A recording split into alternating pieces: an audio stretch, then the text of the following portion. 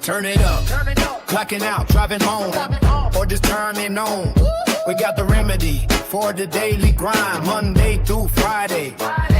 3:30 to 5:30 EST. Get ready for the shift. It's the Taz effect. It's the Taz effect. Changing up your view, bringing news, history, and commentary to you. 2 hours of power, 5 days a week. It's the real talk and the truth that you seek. Yeah. Tune your dial, clear your head. Listen up to what's being said. Yeah. Kick it off on Mutual Aid Monday. We're giving back. Helping the community. You're staying on track. And Tuesday rolls around and the studio gets blessed. It's Talk About It Tuesday with the smoking hot mess. From the middle of the week, we're leveling up your brain. Prison Wednesday is here to break the mundane. Surprising guests who enhance the whole world. Watch the knowledge and the stories get unfurled. It's the Taz effect, changing up your view. Bringing news, history, and commentary to you. 2 hours of power, 5 days a week. It's the real talk and the truth that you see. Now Thursday hits and the lines open wide. No placeholders here, nowhere to hide. Think about it Thursday, yeah, the mic is all yours. Call in, chat live, let's open up the door. And just like that, the weekend's inside. We're wrapping up the weekend, we're doing it right. Fun News Friday is the ultimate news party. Coasting you into the weekend, feeling good and hearty. 3:30 to 5:30, making your daily check. Lock it in, turn it up. You just Hey, y'all. Hey. Thank you for joining me here for the Taz Effect, daily news in a way you did not know you could use. For those listening in over the radio airwaves at GCPR.live or through our Android or iOS apps, thank you for tuning in. For those listening and watching from all around the social media sphere, hey, how you doing? So glad you could come through. What's poppin'? If you can see me, then you can see what's behind me. Okay, yes, and I shall deliver. So, on top of the brand new downloadable digital coloring books, there is now, just because a heifer can find food, doesn't mean a heifer can cook. Merch available.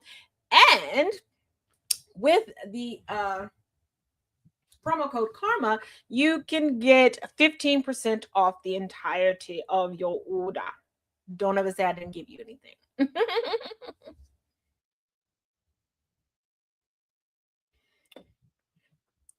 And there are a couple of self-care coloring books that are available at tazisms.com. Now, honey child.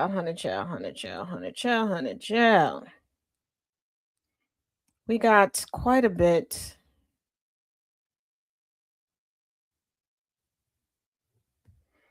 of stuff to jump into. Hold on. Okay. So,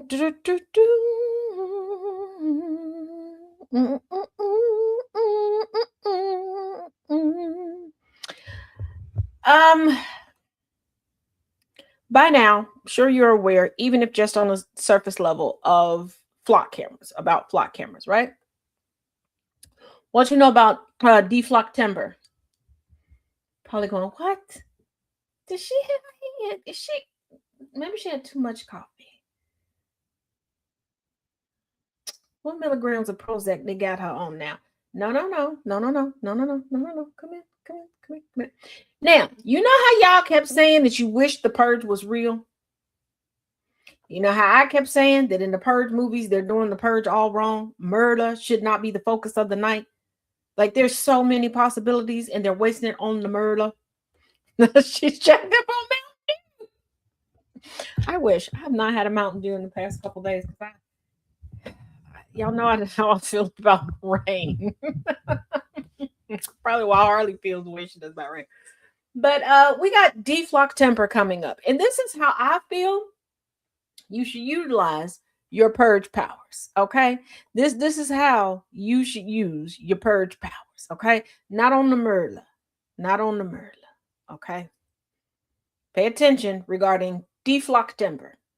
Halloween is now being promoted as Deflock America Night across the entire United States. Here's everything you need to know about it. This uncoordinated viral movement is urging people to vandalize, disable, or cut down flock safety cameras on Halloween. Activists are targeting Halloween night for several specific tactical reasons. For example, millions of people will already be out after dark wearing masks and elaborate costumes. This environment allows individuals looking to disable cameras to blend in seamlessly without drawing any suspicion. The holiday also naturally involves high foot traffic into the late night, making it much easier to work undetected. People sharing these crazy deflock messages warn participants to leave their cell phones and debit/credit cards at home to prevent digital tracking. The planning is mainly taking place through decentralized viral campaigns across platforms like Twitter, Threads, TikTok, and Facebook. Online guides are circulating to teach people how to safely disconnect the solar panels which power the units without triggering the alarms. Activists are also using this website called deflock.org to find out exactly where these flock cameras are.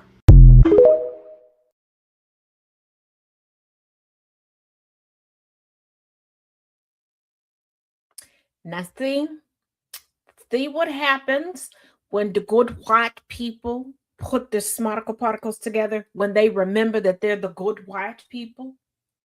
Okay, they use their hate. Remember, I told y'all white people are driven by hate. They use their hate to come up with a damn good idea. Like, yeah, people are gonna be out in the streets. Okay, and I'm gonna sprinkle a little extra seasoning on this for y'all.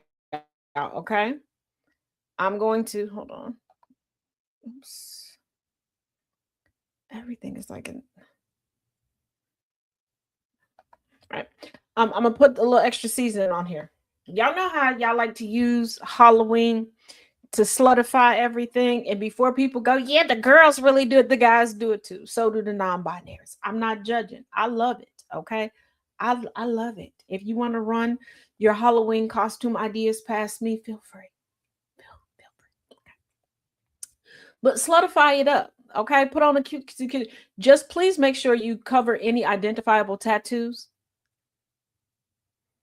Okay.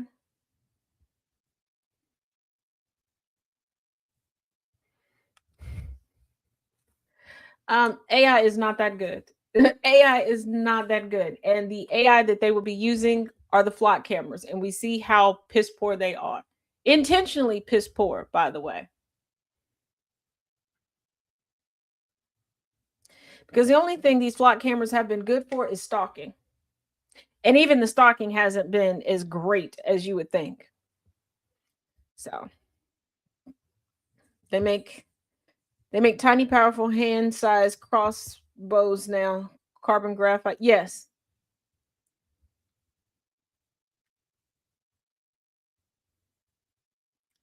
And I think between now and deflock timber, I think that people should learn what erodes metal. I mean, they should also learn it due to data centers.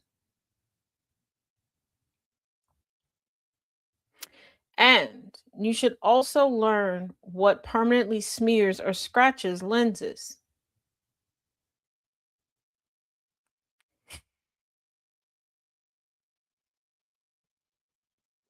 Hey, Squishy.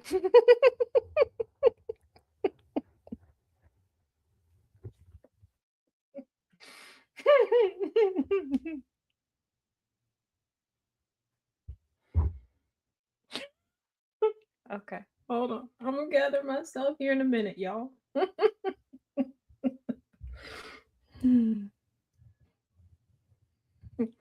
Hi, Squishy. Now,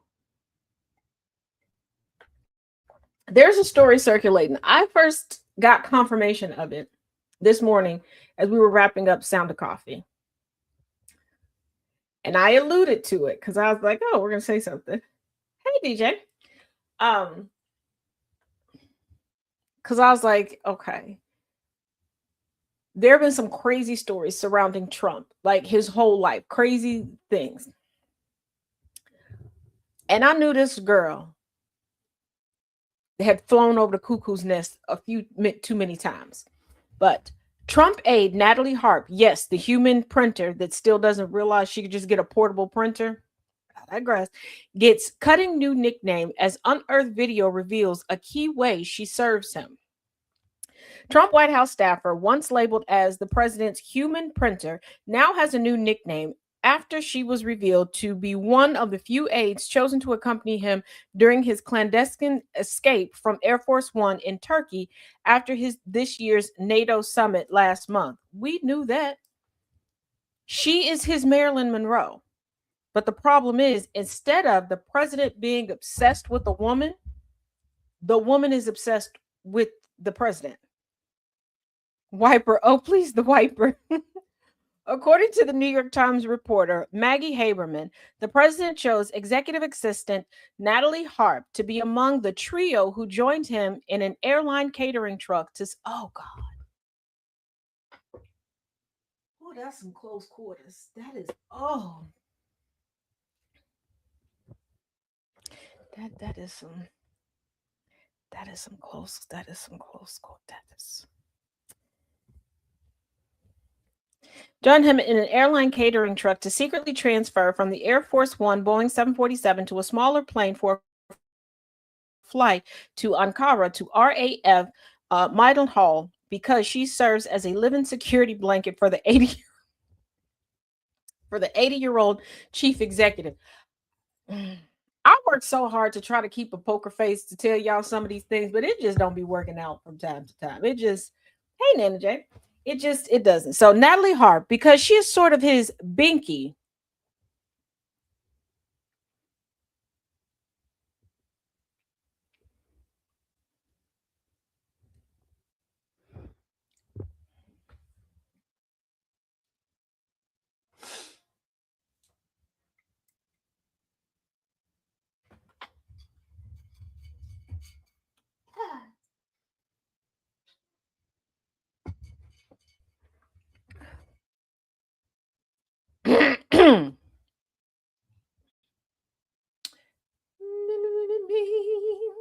Let's run that back.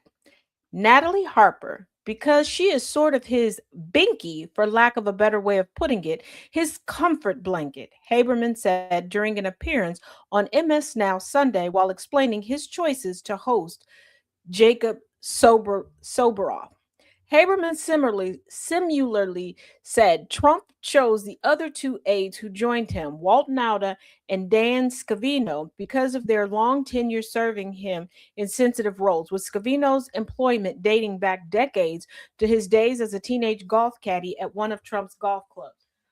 I'm not saying you can't start at an entry level position and work your way up to great things, but I want you to keep in mind you can be in close proximity to the current sitting president because one day, at a time far, far ago, you were a golf caddy to him and you were loyal during your time as a golf caddy.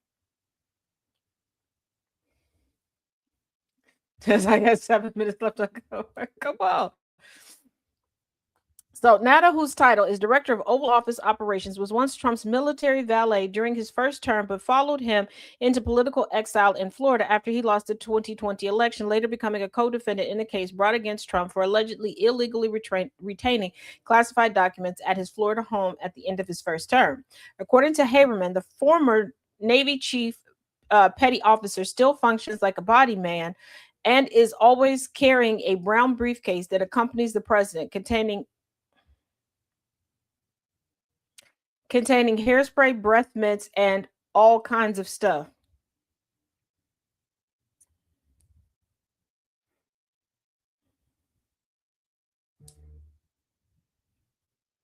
So she went from being called the human printer to now Trump's binky. Trump's binky.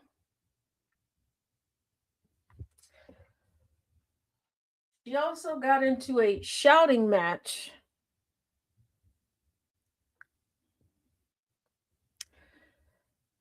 We're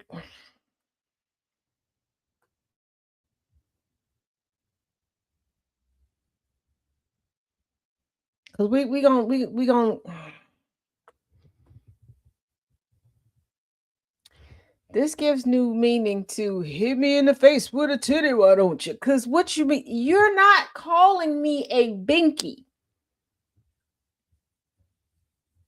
Yes, as in pacifier, J. Thomas. Nah, Silver, Natalie got the depends. She got the depends and wipes, allegedly.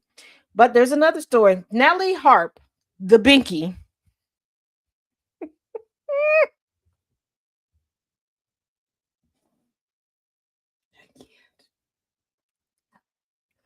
Natalie Hart reportedly jumped into SUV trunk to follow Trump after screaming match. Let me explain something to you, okay? First of all, I'm not about to argue with nobody regarding me riding in a vehicle with my man. Let's be real. Natalie is the real FLOTUS, okay? That's her man, her baby, her booby, okay? That is her booski, okay? That's her boobylicious, all right? But let me explain something to you. Let me be very, very clear. You drive off without me, I'm not running after you. I'm gonna call me a Uber. Okay, I'm gonna go get me a snack. I'm going to regroup because the cuss out is gonna be epic. But I'm not getting in the trunk. I don't care if it's an SUV trunk. I don't care if it's a hatchback trunk. I don't know. Mm-mm.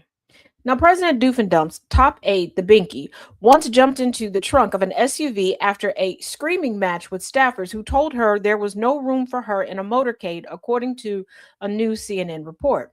CNN's Kristen Holmes and Adam Cancran reported Tuesday on Harp's position in Trump's inner circle as executive assistant, including the previous unreported incident from October 2023.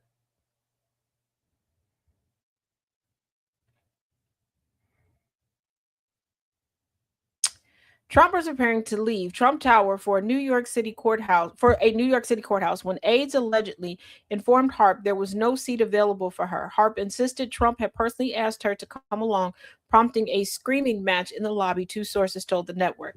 Now, here's the thing. I don't like to justify anything, but there was a lot of scuttlebutt because this was during the trial that she was supposed to be there because her job during that trial was to print out any positive social media posts or news reports to give to him, even in real time.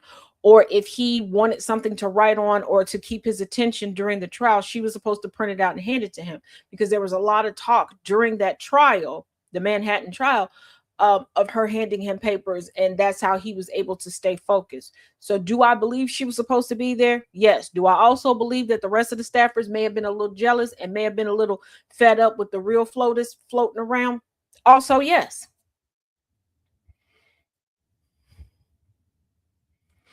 Rather than stay behind, Harp climbed into the trunk of an SUV, CNN reported, citing the two sources and a photo.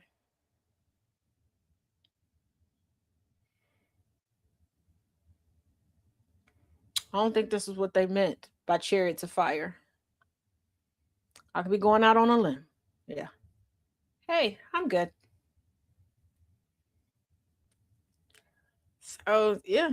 CNN reported that Harp's presence has at times annoyed senior Trump aides, particularly when advisors have sought private meetings with the president only to find Harp in the room as well. One source told the outlet that Harp has closely guarded her access to Trump and has told colleagues that she reports only to the president, frustrating staffers operating with traditional White House chain of command. First of all, there is no such thing as a traditional White House chain of command when it comes to frumpy dipply do. Okay.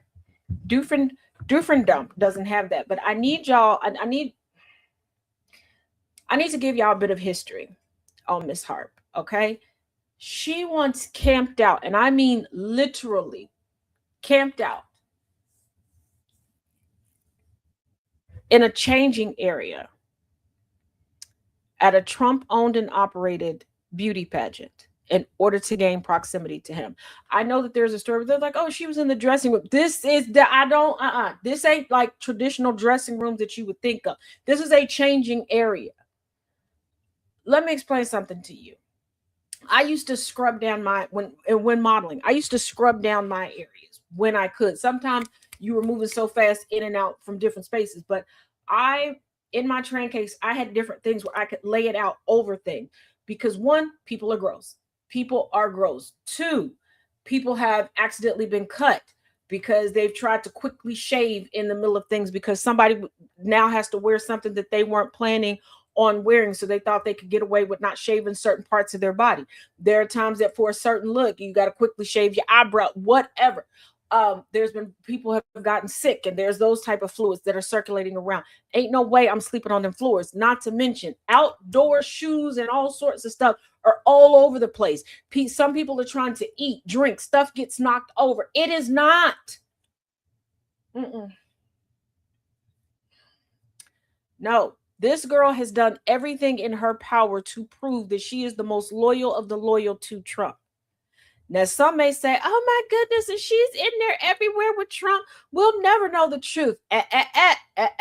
Y'all ain't watched enough Lifetime movies and Hallmark horror, okay? Okay. Where are my true crime folks at? True crime people, report to the front. All my true crime people, report to the front. Because we know one thing for certain, two things for sure. When she realizes she can't really be with him, that he's never going to leave melanoma, she's going to snap like nobody's business. She's going to tell everything. She going to tell everybody. She going to tell everybody. She going to tell everybody. She going to tell it all. She's going to tell it in detail. And what have I told y'all from the get-go? There are a lot of people who will seem crazy, because this might be her too, when it comes to Trump. And those are the ones that have the most receipts.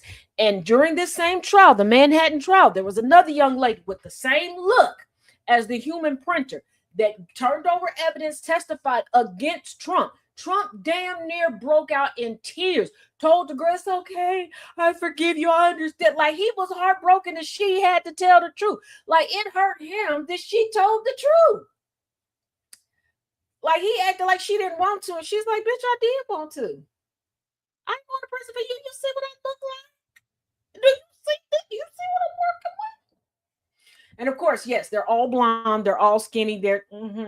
We can tell what Trump thinks Ivanka looks like based upon the women he brings into his sphere that he treats like how he wishes he could treat Ivanka.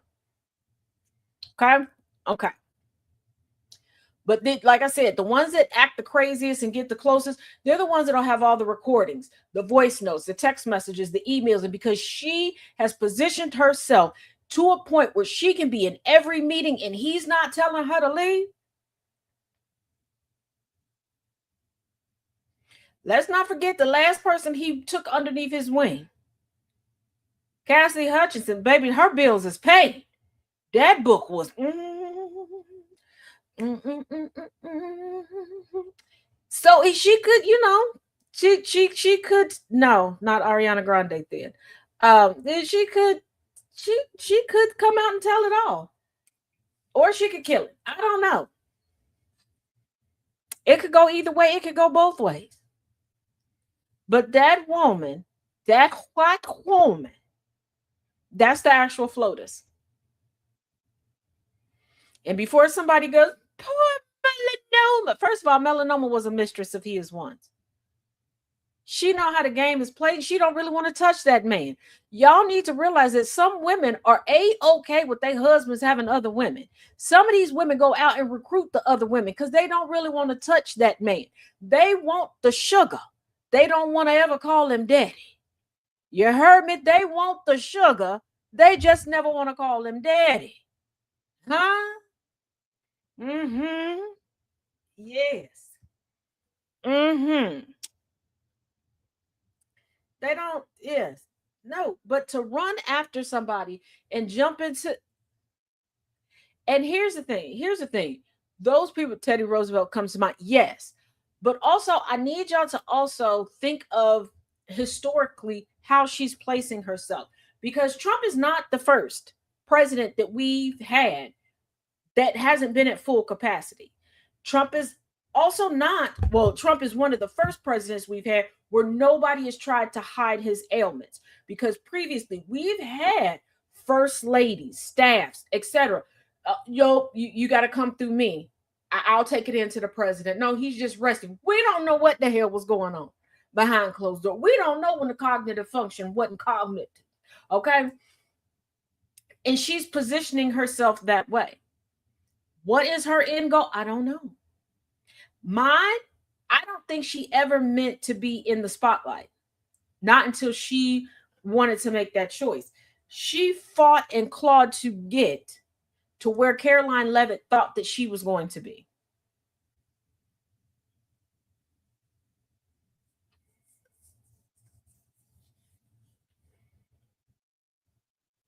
And a lot of people are realizing what we already knew, how expendable everyone on the planet is to Trump.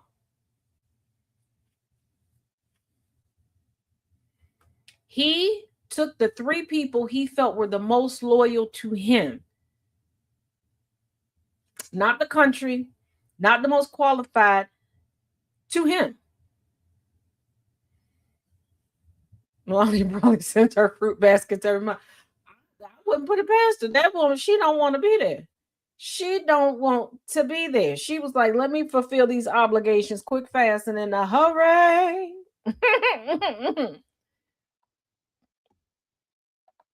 Now, hold on.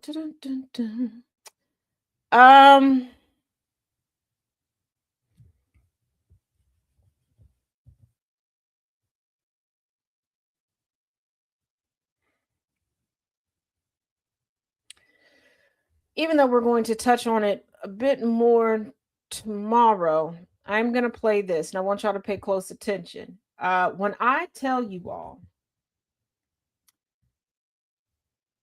downplaying gossip can be deadly. This next news story is what I mean. Always thinking that words don't have power is ridiculous. To think that a blow to someone's reputation is not severe and can be life-altering and lifelong is immature to think. It really is. It is very immature to think that. And we need to get out of that mindset of thinking that. Okay?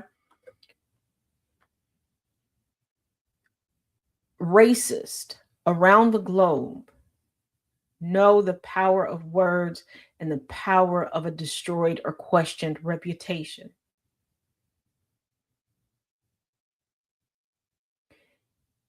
And I know people are like, oh, just stay and fight. Y'all don't give a damn about that.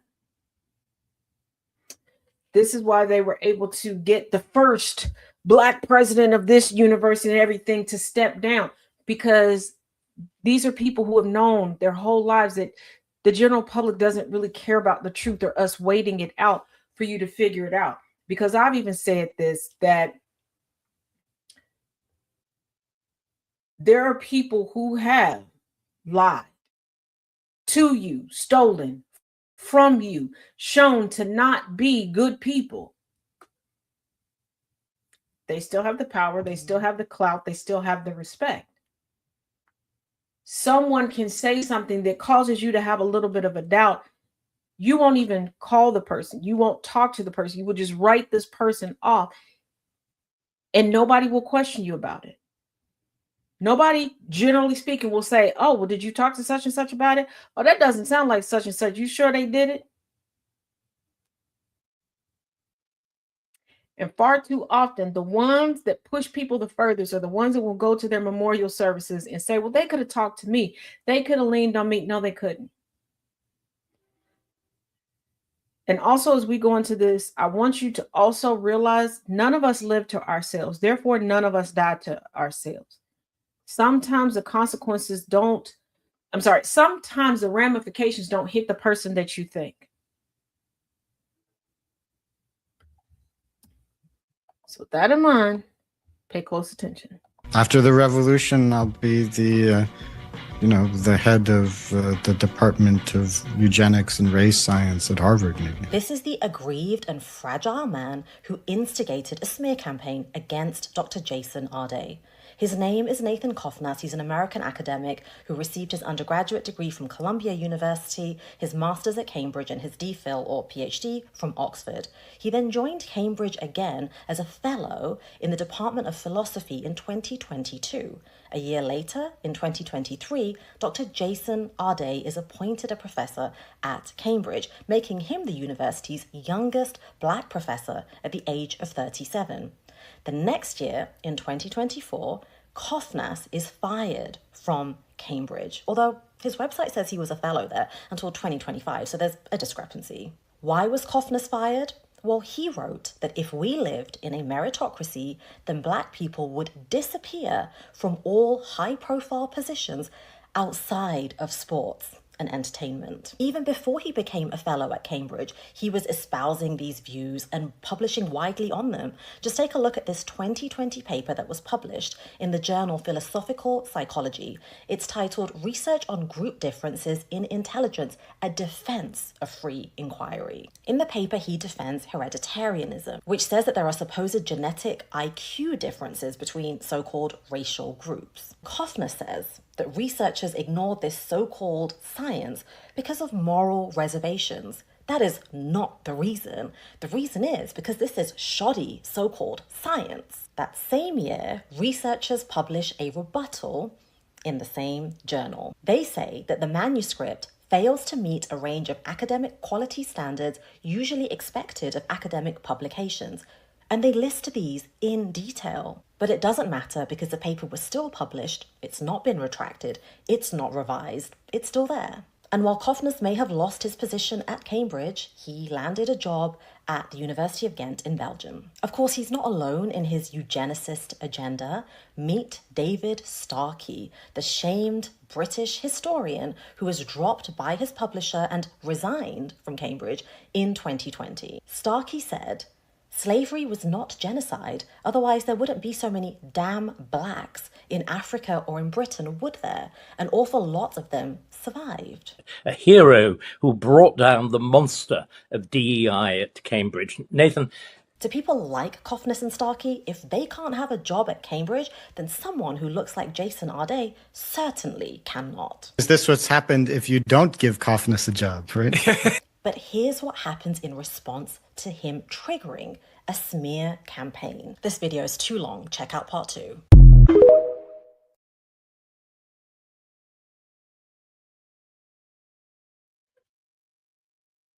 And that's exactly what I meant. And keep in mind, all the information that was provided was out before Dr. Arday's unfortunate, untimely death. This white man was so bold as to say, "This is what happens when you don't give me a job."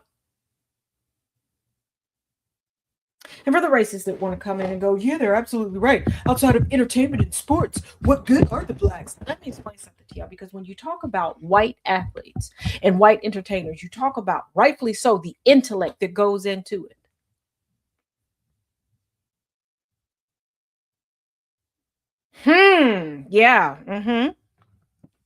And if meritocracy was to reign supreme, why do you attack every attempt at bringing forth meritocracy? And if that was the case, if Black people can't do anything but dribble a ball,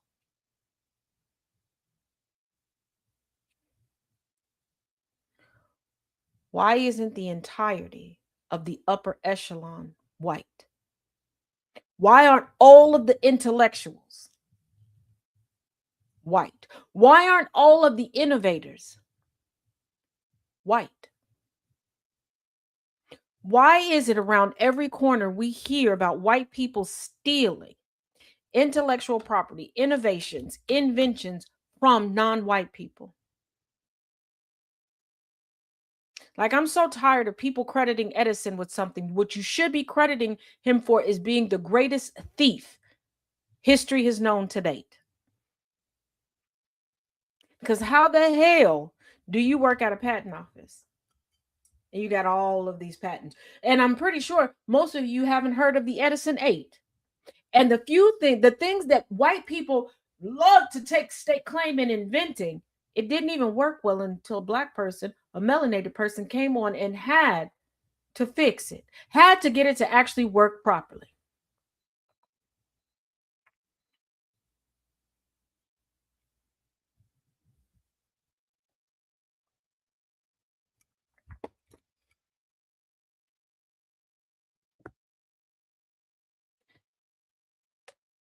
Now, when it comes to smear campaigns,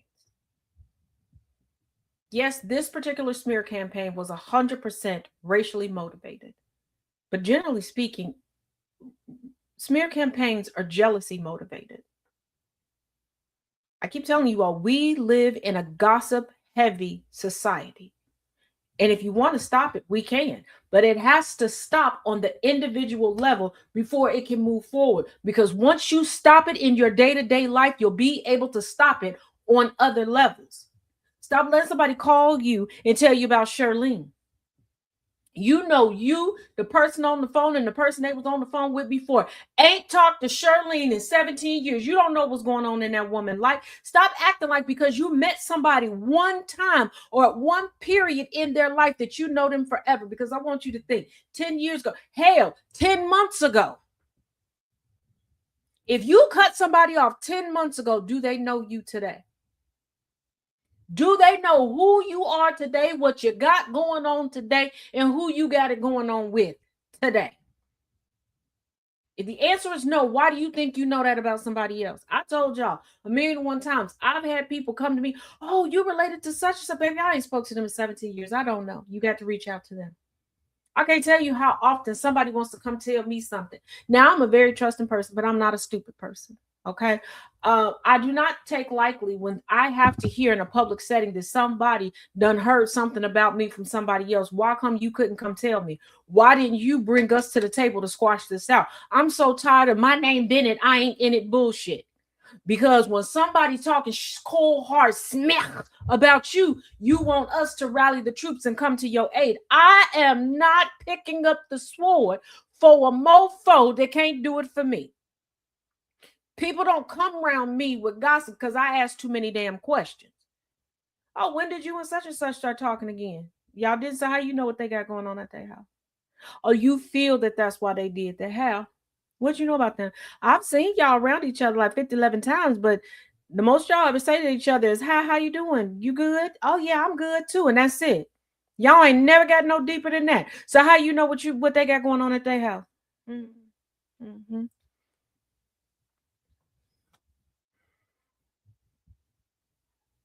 This is why smear campaigns work. And I know y'all probably tired of this dead horse, but I'm going to bring it up. Woundlands is an ideal example. An ideal example. So many people, one, put themselves into a situation. So many people told on themselves. There were so many people I looked at like, oh, you enjoy being a side hoe. Okay. Y'all was them bitches that Monica was singing about in the 1990s. Okay, side hoe, I seen you. Because too many of y'all was in your fit. Talking about he lied. No, you lied to yourself. He told you what it was. You wanted more, and you thought that your Uchi Coochie Wally Wally was going to get you more, and it didn't. And some of you fellas, y'all some side hoes too. You thought your tallywhacker a takedown game was better than what it was, and you thought that she was just going to be swooning all over you, and you was going to be the number one stunner, and she already told you what it was. But that woman came out saying stuff. Y'all was ready. Just smear. So many people had their reputations damaged because you wanted to feel better than the next person. Like, well, I got this going wrong in my life and this, but at least I ain't do that. And girl, let me season this and put my little something on it. Are you serious?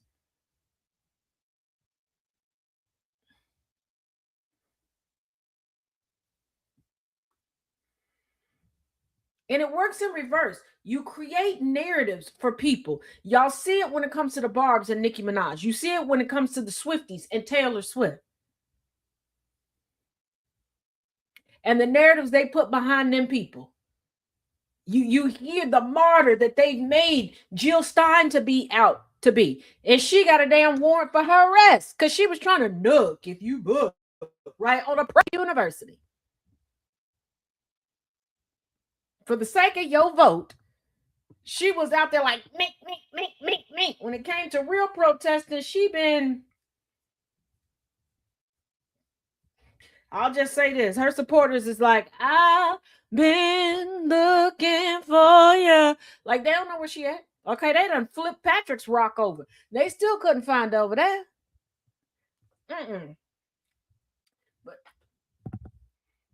I'm going to say this, just like y'all keep creating this sob story of, oh, we got to protect him for Aaron Parnas. I saw somebody today made a whole montage. At least he stopped with the breaking news every 5 seconds. Aaron Parnas needs time with his wife. His wife that he did the Oochie Coochie Wally Wally enough to make a whole baby. His wife, who he, according to him, was there for the birth and all of the labor. How long do y'all think it takes to read a headline? But again, gossip culture. And if you think somebody's giving you the inside scoop on somebody else to make you feel better and they've sensationalized it, you're going to be there for it. Like, there are people to this day that'll tell you that I talk about everybody like a dog, that I shouldn't be trusted. And who confirmed it? A mofo who got in trouble for lying about their damn credentials. That could be forgiven. But the fact that the only evidence that I'm a shit talker is a screenshot of a text message saying I'm owed an apology.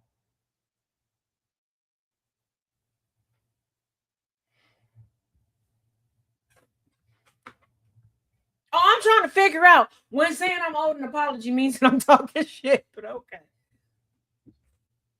But you do it. I want you to think about when we say George Floyd, what's the first thing that, well, at least he's sober now, you know the dress. Breonna Taylor. Well, you know, she was harboring a fugitive. How are you harboring somebody that's incarcerated? How are you harboring someone in your home that's incarcerated?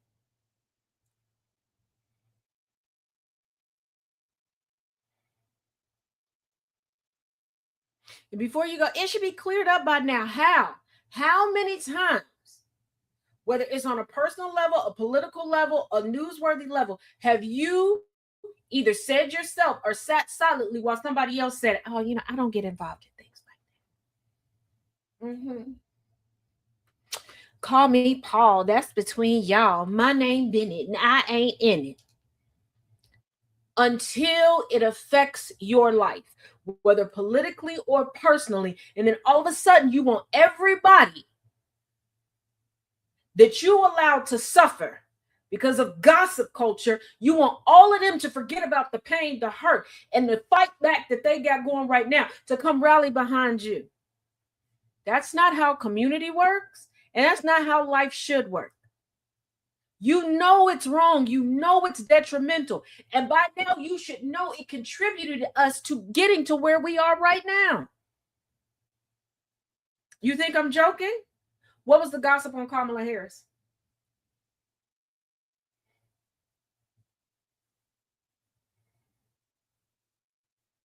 What was the gossip on Jasmine Crockett?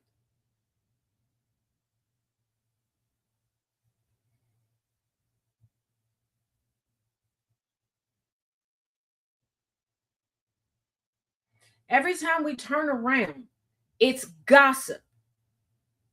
I'm not going to call it something else. We can call it a lie, we can call it gossip. I'm not calling it disinformation, misinformation, a misunderstood. No, because it's intentional. It is intentional.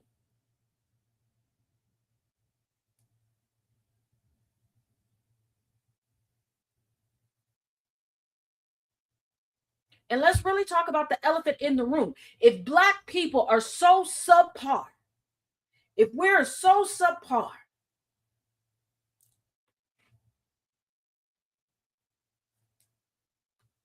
why must you lie to take away our credibility?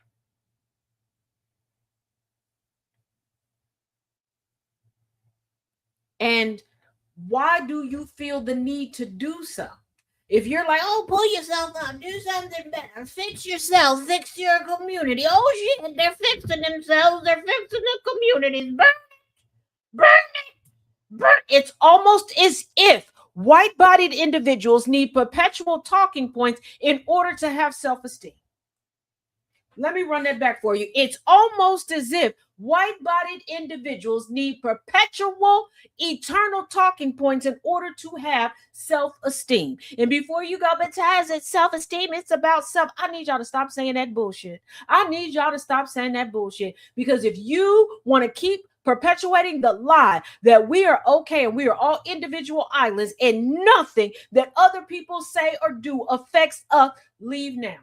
Leave now.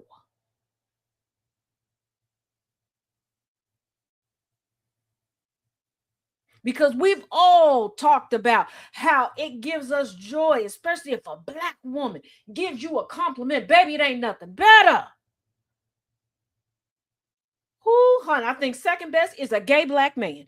If a gay black man come up and tell you did that, baby, and he hit you with the hey, black dress, you did that. You know, can't nobody tell you nothing. Can't nobody tell you nothing. If you're a writer and you write you feel like it's the best piece of your life, you put it out there and the public is like, oh shit, get this motherfucker a Pulitzer. This shit is that. Oh, you did that. You know you feeling that in your soul. If you sing and you sing your heart out and they stand up and give you a standing ovation, it means something to you. Stop acting like it don't. The self part of self-esteem is what you remember that's been put into your hope chest, into your chest, into you. When you open it up and you look and you remember.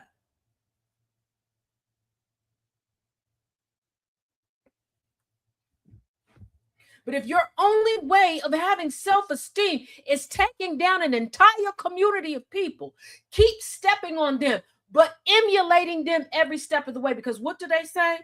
What do they say? Emulation is the highest form of flattery, right? So if you keep putting us on as costumes, if you keep trying to talk the talk because we know you can't walk the walk, then what? What is that supposed to mean? If you put your energy into your goals, how much better we would all be. How much better we would all be, but you would rather sit and suffer and keep pulling us down. See, that whole crab in the bucket thing, they tried to sell is, black people, crabs in a barrel, crabs in a bucket. No, Booski butt. No, Bookie butt. That's white-bodied individuals. No, I'm not talking about Caucasians. No, I'm not talking about Anglo-Saxons. I am talking about the people who decided to be voided vandals of civilization, okay? The white people. Okay. They're the ones that get into the bucket and not just pulling people down. They're constantly trying to pull the lid back over.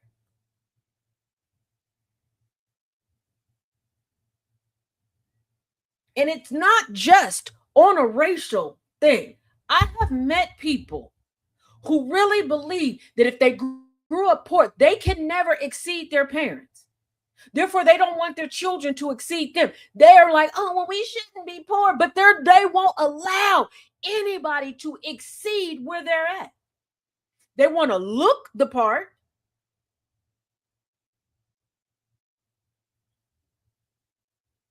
But I'm about to bust y'all heads with something. Did you know there's no aesthetic to wealth? And before you go, yes, that's it. No, it's not. No, it's not. There's an aesthetic to a lot of things because when you don't have the least you have, the fewer choices you have. The more you have, the more choices you have. When you have a plethora of choices, there's no uniform. I want you to think about it. If you had $1 trillion, you could wear whatever you want. There's no uniform to that. If you think I'm joking, look at Rihanna. Look at her children. Look at Beyonce and Jay-Z. Hell, look at Adam Sandler. However you feel about him, we're not talking about any of these people's politics right now. Because you have choices. There's a uniform to poverty because there's no choices in it. You got to make do with what you can get your hands on. So you being fed a myth that you have to look this way and act. The most uncouth, unhinged, disrespectful people are the ones that have the most money. You ever ran across a spoiled rich kid? It's almost as if you are lied to so that you will police the next person. And if you spend so much time policing the next person, you won't realize what you missed out in your own life. And you don't have any time to improve yourself.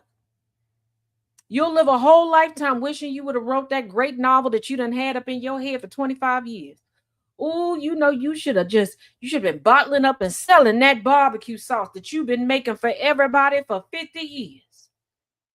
But you ain't did it because you so busy policing somebody else, telling somebody else what they did wrong, how they should do it right.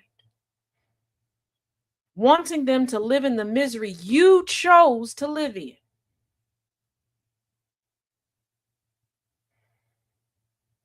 I tell y'all every day, well, most days,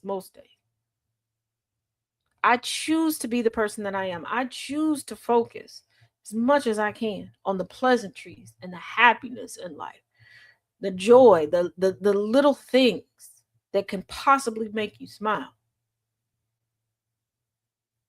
Because I could choose to focus on every miserable aspect in life, but that would just cause me to try to force everybody else to be in misery. Because we are human. You want to know why misery loves company? Because everybody loves company. Nobody really likes 100% solitude all the time. Even if it's just a phone call here and there, we still desire it. Good afternoon, Mr. Kennedy. So when they talk about misery wanting company, nobody willingly goes after misery. You go and you essentially kidnap misery and bring her over to you.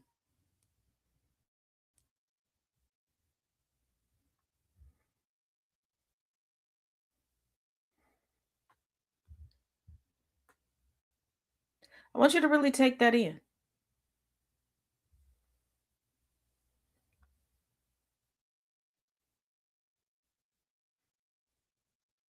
And I want you to think about when you have pushback over certain things.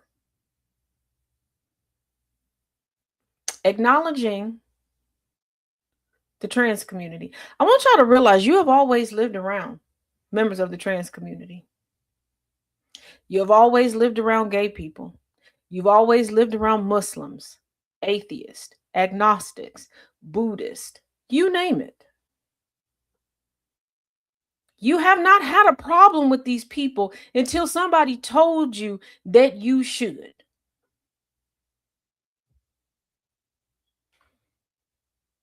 And it's amazing. They always tell you should have a problem with these people because they're taking something from you that you never had to begin with. Let me repeat that for you. You gain fear because somebody told you that something you never had was taken from you. They're taking our jobs, the jobs that you didn't work to qualify for, the jobs that you never worked, the jobs that you never wanted.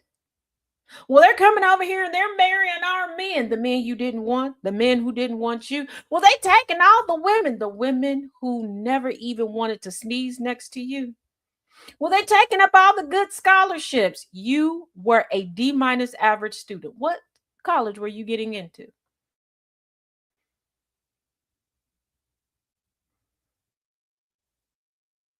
What did we learn from Springfield, Ohio? Did you forget? Tazzy Farms remembers. Springfield residents, we don't have no good jobs. All the good jobs left. Please give us some jobs. We need some jobs. We got to live. Oh, Titans of Industry. Y'all want to work? Like, you really want to work? Bet. Hey, homie, I'm going to take this. I'm going to put my factory over here. You got some offices. You should put them over there too, because we got complementary products. Oh, you right. We should add something. Hey. XYZ, come on. We're going to move into this area. We got complementary products. You got some services that utilize our products. Why don't we all come together? Because if we get them working, company loyalty, they want to keep those jobs. So they'll spend a lot more of their money back with us. So, yeah, we can pay them a little livable wage. But, when you do the math, what they pay back into us, it's like we getting a deal. It's like a Groupon. Yeah, okay. Jobs arrive. Same people that were screaming, we need jobs. Oh, Barbara, I heard they was coming, but I don't want to work no office job. I got bigger dreams. Oh, that's beneath me. Oh, $20 an hour. I'm a $30 an hour type of guy. What? Oh, that's not enough benefits package for me. Okay. The Titans are like, but they said they needed money. Do they know we can see them? We can see them broke. They are like broke. Okay. The Haitians was like, bet we got this protection. We want to work. We need money. We want to, pay for proper immigration. We kind of like it here. We want to set up roots. We might start some businesses here. We'll work. How we get them out of here? They making too much money. Did you see her over there? She got a better car than me. Oh, you remember that house on Forest Avenue? Yeah, I was saving up for it. I mean, I've been looking at it for like 30 years and I've only saved up $25, but it wasn't right for them to buy the house. And then we get to, they're eating the dogs. They're eating the cats. This is United States. They're taking it from us. Taking what? Hey, Mikey. My Shayla, my Mikey. With the D average, they can get a full ride to PragerU. Boy.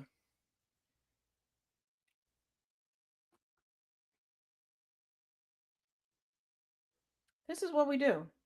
And on top of that, like I said before, stop saying that people are voting against their best interest. They're voting against you. I want y'all to realize that Mitch McConnell, wherever his corpse is, allegedly a corpse, allegedly.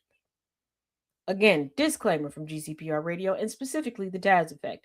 Although Mitch McConnell and I have had a 30-plus year rivalry, a tete-a-tete, if you will, I have nothing to do with wherever he is. I don't know if he's in the upper room or the lower deck.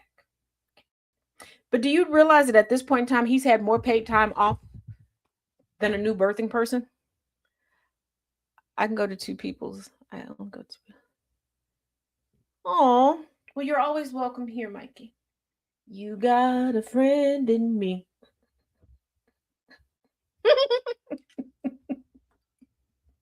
I love my friends.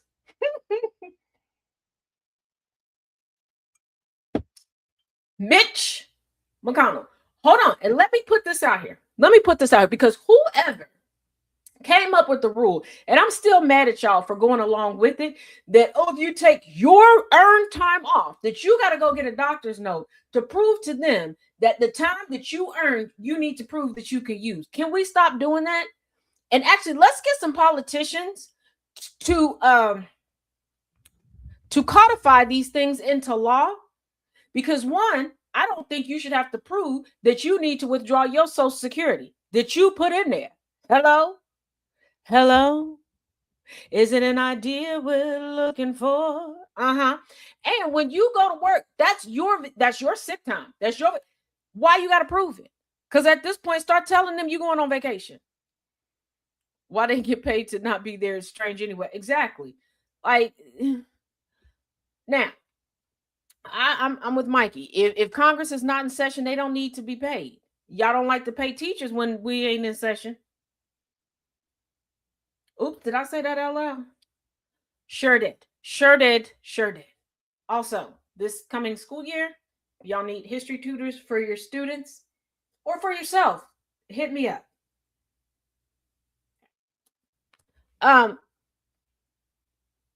But Mitch McConnell is doing all this, and they don't even have a doctor's note for Mitch McConnell. Let me repeat that. Mitch McConnell, okay, is getting more paid time off than a freshly birthing person. Person's up, somebody who just gave birth, okay? They just got stitched up. Hell, they just had the placenta pulled out, okay? You heard me? And they just, the clock is ticking. We need you back to work in 2 weeks. You sure you can't do it? Just wrap the titties up, okay? The milk won't leak out too bad. Just come in. Real, these, I'm quoting real conversations, real letters. But he's also ain't turned in not a doctor's note the first. Please, please, please, please, please. There are places of employment that don't even offer people health care, that will watch you look like you melting on the clock and tell you to have a note. I bet AOC will forfeit her pay while out of session. I think she said, yes, she did say that she would. And she's tried a couple times to get that pushed forward. Because I'm like, I also believe that there should be dorms. Well, I wish we'd kept Jasmine too. I think that there should be congressional dorms. You shouldn't have to worry about finding a place to live, all these other things. And before you go, but what about the people with families? Quit taking your kids out of school systems. Unless you are the first or second family, keep them kids where they at. As often as Congress gets breaks and everything else, you'll see your kid. First of all, y'all don't really want to see your kids anyway, but I digress. But put them in dorms.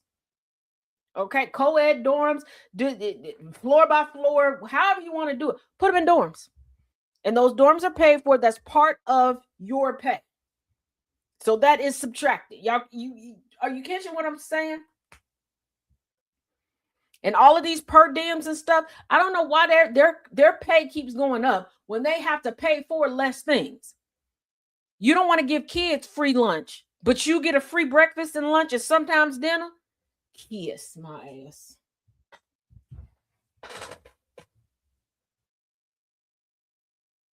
And sorry, not sorry. I truly have a big problem with the whole notion of, oh, you don't feel well, bring in a doctor's note. Give us universal health care and I will.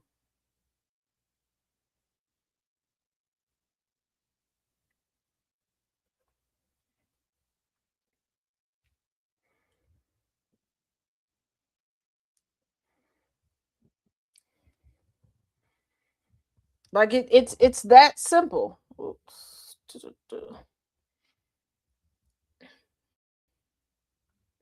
And here's the thing. Nobody's screaming, make him pay it back. Oh no, this against the rules. This ridiculous. Why can't he just come and do da?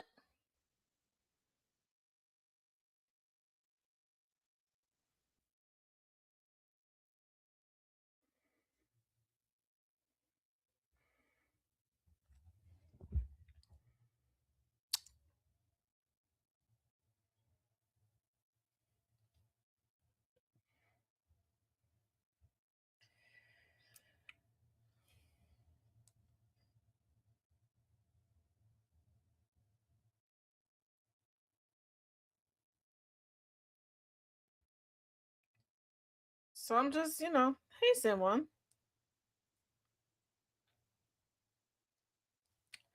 Hold on.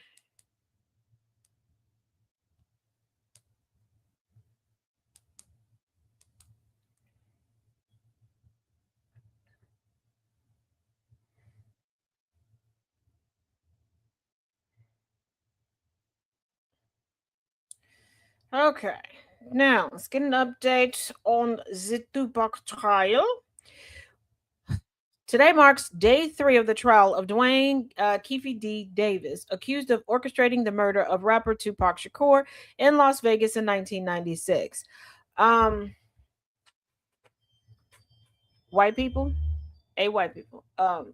Again, talking white people, not Caucasians, not Anglo-Saxons. Okay, I'm tired of having to explain this to you. Okay. And I don't want to hear about you being a boomer, a millennial, a Gen X, whatever, if you get your feelings hurt because I said, hey, white people. All right. Out of everything that is being discussed around this trial, during this trial,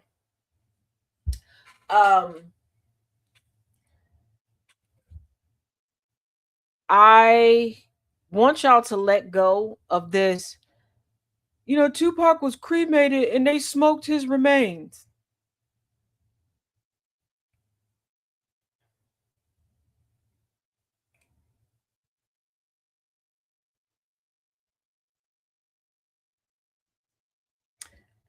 Please stop expeditiously. I'm even if it wasn't Tupac, this is egregious. Number one. Number two,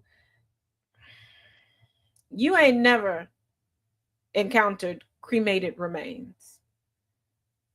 Yeah, that's what they're saying. Like in How High Twin. Yeah, you're not you.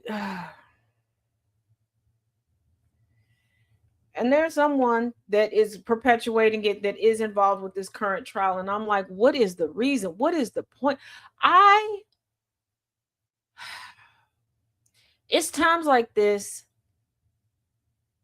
I really truly hope that I make it to be an old ass, decrepit, I just look like death is chasing me down woman. Because there is one person that I really truly need to outlive, because I promise you, if I don't, the fan fiction this woman would spin would make it. First of all, she spins so many fan fictions and I'm alive. It's ridiculous. But Lord Jesus, like this type of shit that I don't. Let me explain something to y'all. Everybody gets up and works hard every day. And far too often, people kind of make somebody's legacy their whole. People make people feel like they wasted their lives. And that's what you do with all the things that this man accomplished. Y'all want to sit here and act like his mama held a party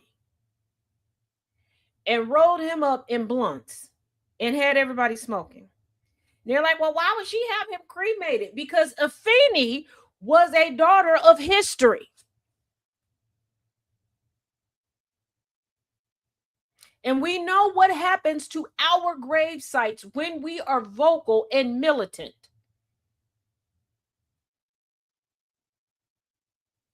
She knew how her son's final resting place would be disrespected.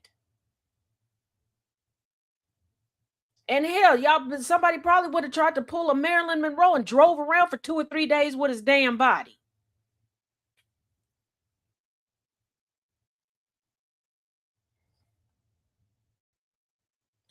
I mean, it's a Tupac, Mikey.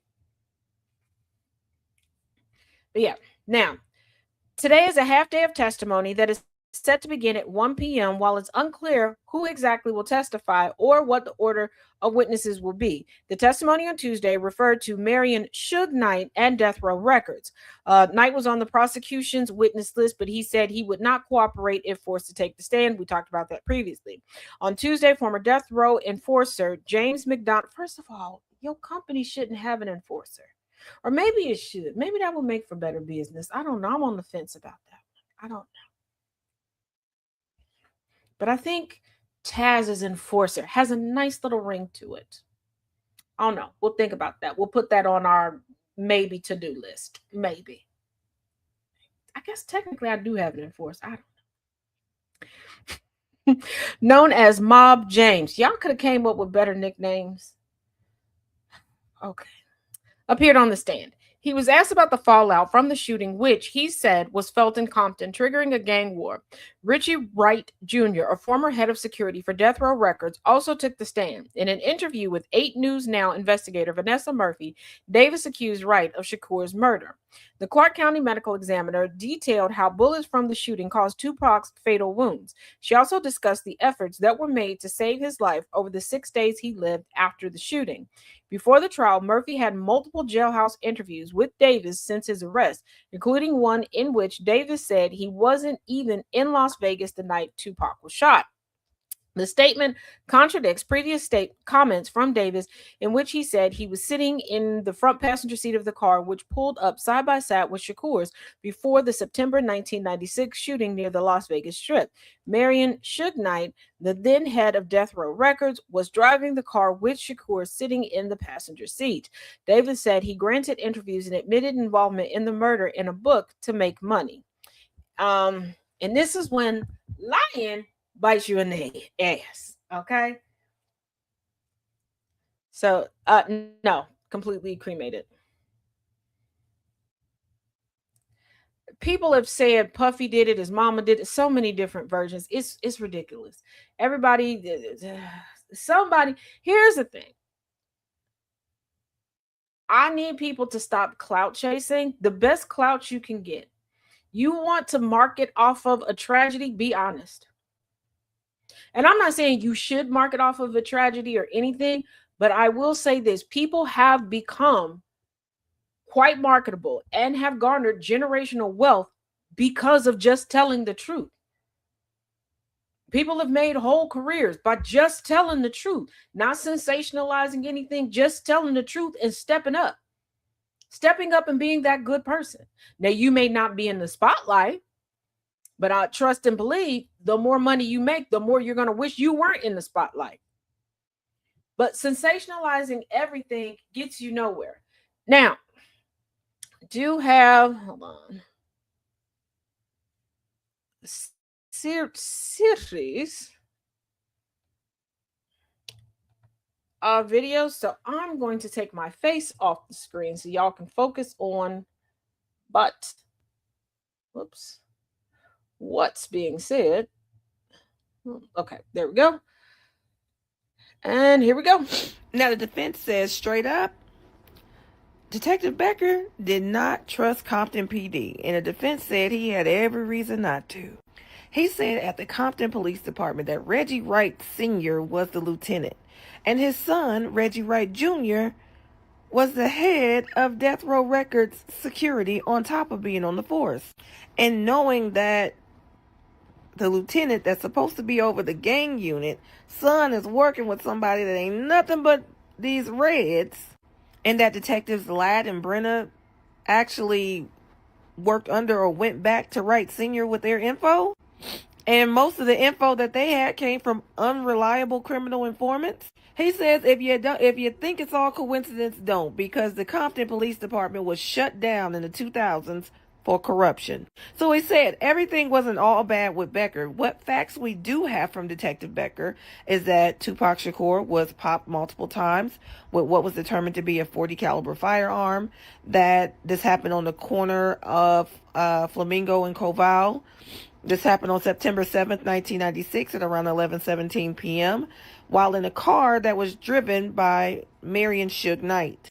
That Tupac passed away 6 days later from these injuries. But according to the defense, all those facts have nothing to do with Keefe D. So next, the case went into the hands of a Detective Long. Detective Long, according to the defense's opening, had the case from 2002 to 2017. Now, they said that Detective Long was part of the gang unit and was also one of the first to arrive on the scene. He wrote a report every time he did anything, conducted follow-up interviews, and even traveled to Compton. But he said Detective Long had a problem. Detective Long started to notice that things were being accessed from folks that didn't have no business accessing it. Things were coming up missing. So it was so bad with people trying to check on this case that they actually had to change the case file number because of all the folks tapping into it, and especially the ones that ain't had no business. Said that the mistrust was so bad that the LAPD had even called him at one point and said that they had found a popper, and that popper was the popper. So he makes his way out. He goes and picks up this popper. He brings it back to Las Vegas Metro PD, tests it, and it don't match. Reach back out to LAPD, and he says the LAPD told Detective Long, we was just testing you. He said with all this going on, in the meantime, in between time is passing. Memories are fading. People are no longer available. And the police departments don't trust each other. So when they spoke to Keefe D in 2009, nobody told Detective Long, nobody from the folks that were all involved, which happened to be the FBI, the DEA, the LAPD, the U.S. Attorney. No one tells Detective Long that back in 2008, Keefe D did this proffer. But he says even more importantly than nobody sharing the information with the other agencies or with Las Vegas Metro, not one person ever verified Keefe D's story, even though he says at that time others from the white Cadillac were still alive. The defense says straight up that there were no charges in 2008 because they knew that Keefe D was full of shit. None in 2009 either. Wonder why. And the defense claims that there are no facts. And for 15 years, under the hands and direction of Detective Long, nothing fucking happened. Until the Center for Investigative Reporting actually uses the Freedom of Information Act to request information on this case and how it's going. And Metro declined to give an update. So the Center for Investigative Reporting basically has to so-called sue for these documents. And then it ends up in the hands of the third and final detective.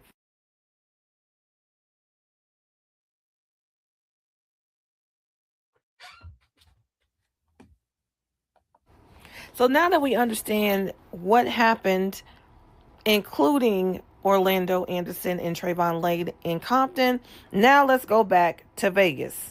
So we back to Vegas, and of course Tyson being Tyson, and if you know, you know, 1 round knockout, fight's over quick. And when they were leaving the fight, Trayvon and Death Row, which includes Tupac and Suge, saw Orlando Anderson sitting by himself.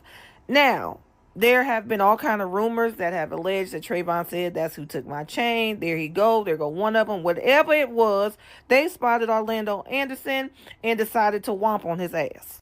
And this was for the ish that happened at the mall back in Compton. Now, according to the state says the reason why Orlando Anderson was all by himself is because Keefe D actually got tickets for him and his crew from a scalper, okay? And so none of the seats were together. So when Orlando Brown came out, ain't no telling where he was sitting, and so therefore he was by himself because wasn't none of them together.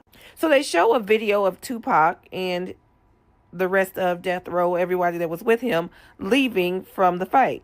Then them spotting Orlando, and then you know what happened. Then they also show a video of Orlando telling security or talking to security, and apparently in this conversation with security, he told the security he didn't need no help. He was just fine. He don't need no cops, and he don't need no medical attention. So they say by the time old Uncle Keefe D come from his seats and where he at and find out what happened, a response is required. So they talk about, well, we kind of can speculate what that response is, but we don't have to, because see, in 2008 Keefe D had a secret meeting with a federal task force, and he told them all about what happened. They play this man's own voice from that 2008 secret meeting that obviously had a video or audio, and that recorded meeting says where Keefe D outlines how he ran into Eric Zip Martin there, and Zip happened to have a popper on him, and Zip could help out. Now, apparently Zip offered to come along, but he told Zip, we don't need you. I got it. Just give me that what you got. They point out that he then organizes rides to 662. And after he procures the you-know-what from Zip, he was in a van. Orlando is in a white Cadillac.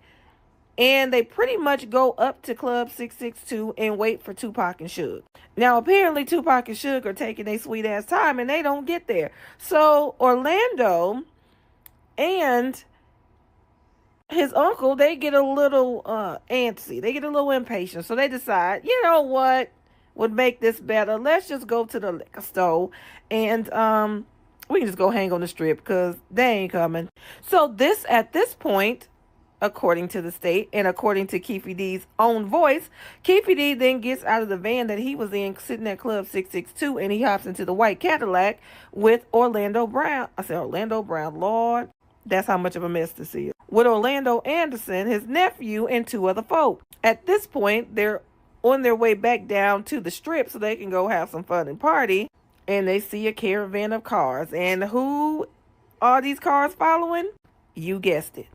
So they point out that the driver of the white Cadillac is Terrence Brown.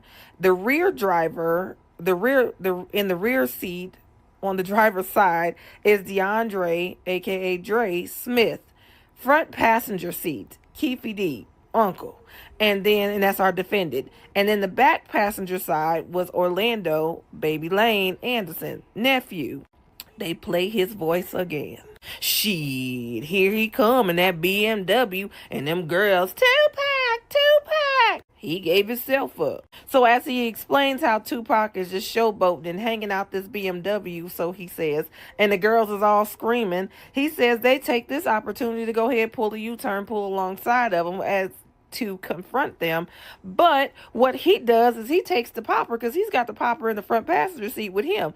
He takes the popper and passes it back to Dre, who's in the back left seat behind the driver, which would be on the side of Tupac. But apparently Dre said, not me, they ain't hit me. He didn't say they ain't hit me, but he ain't want to pop. So apparently Baby Lane reaches, grabs the popper himself, and commenced to popping. Now, according to Keefe D's own voice, Suge looked right at him, saw him. He talks about seeing one go into Suge's head and thought he was gone. He outlines in his own voice Tupac trying to jump to the back seat to save himself. And he even talks about how Suge was too big to even get out the way. Now, the DA says that those women that was allegedly yelling Tupac, one of them was there to testify today. Now, her accounting does not involve yelling Tupac, and states that she states that they weren't even talking to Tupac. They were talking to Suge. But she'll also testify to the pops ringing out, the Cadillac getting away, the BMW stalling out, the police arrives, the medics arrive, how Suge survived. Tupac is popped multiple times, and 6 days later, he succumbs to his injuries. And within 24 hours of this happening, or 24 hours of him being popped, that Cadillac and all its occupants are back in Compton, but a war followed them.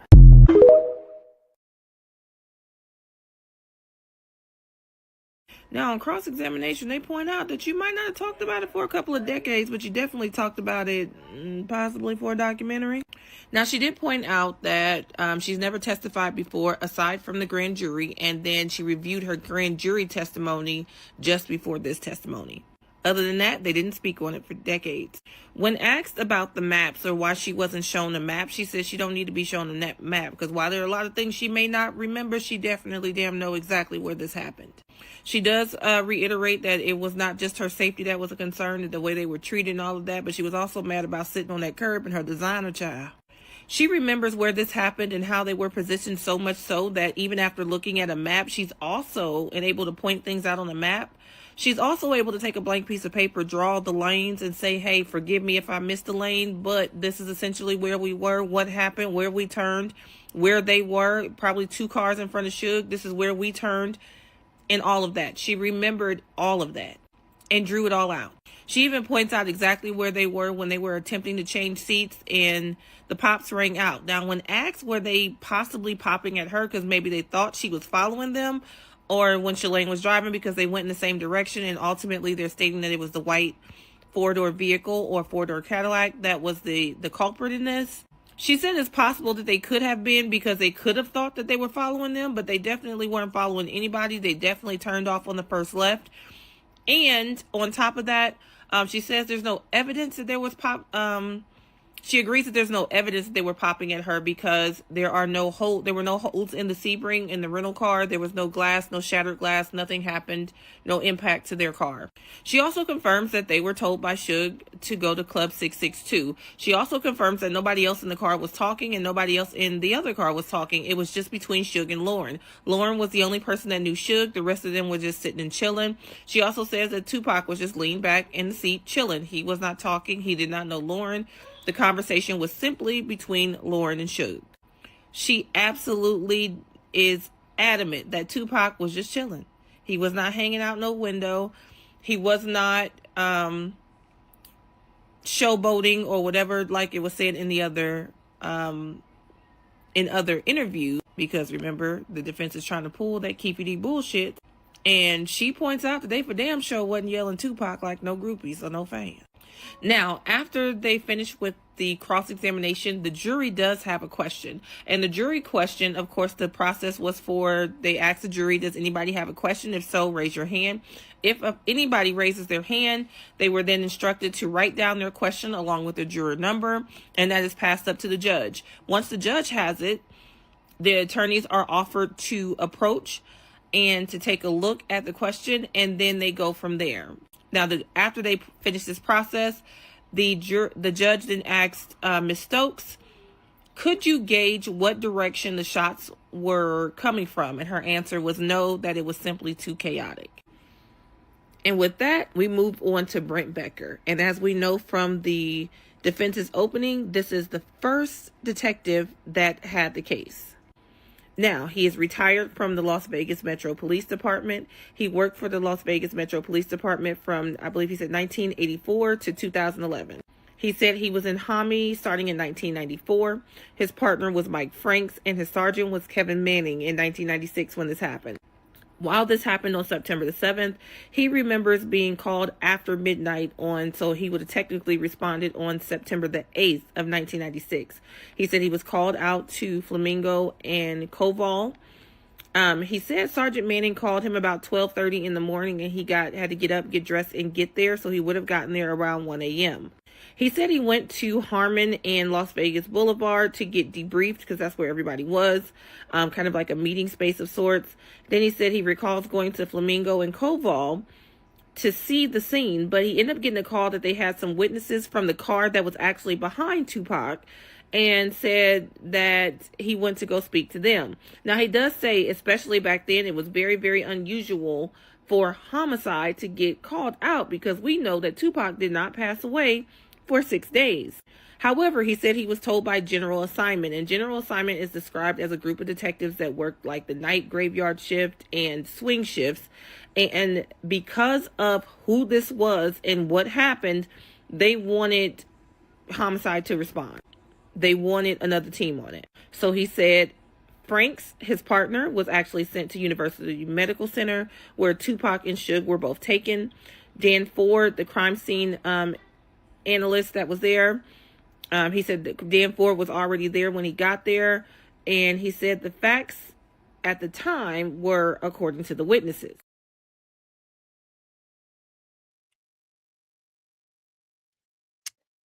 All right. Whoops. Sorry. Really quick. Multitasking. My apologies. So that is what we have thus far. Keep in mind, the trial is in Las Vegas, so we are kind of on a deficit.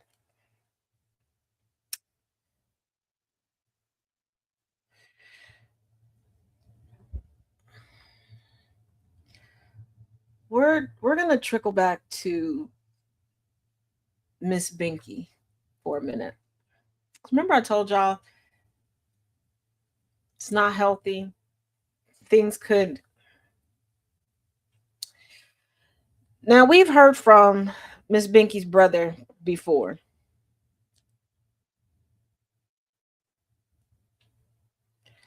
But her brother is now saying that Trump isn't the first president she's written adoring letters to.